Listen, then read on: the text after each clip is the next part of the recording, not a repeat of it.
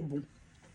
Par ailleurs, je vais adresser le dernier point, c'est les téléphones ou de manière générale les écrans.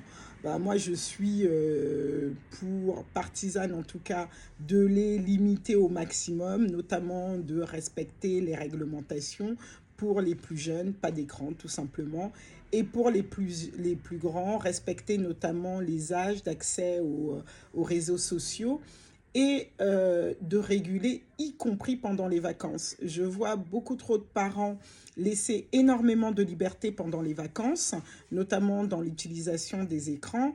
Et arriver la rentrée, c'est très difficile, notamment du fait de la manière addictive dont sont créés un certain nombre de programmes, de notamment leur dire tout d'un coup, maintenant c'est qu'1 heure par semaine, etc.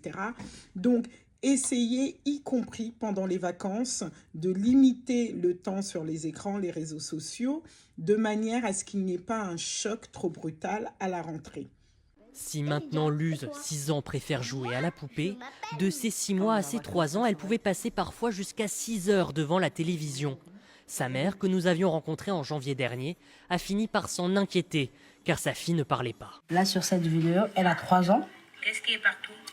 Tu poses une question, elle ne te répond pas. Je ne pensais pas que la télé ou les dessins animés pouvaient avoir cet impact sur un enfant. Retard sur l'apparition du langage, troubles de l'attention et de la concentration.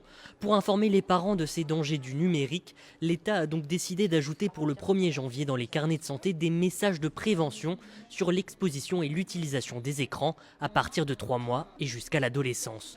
Une première étape saluée par les professionnels.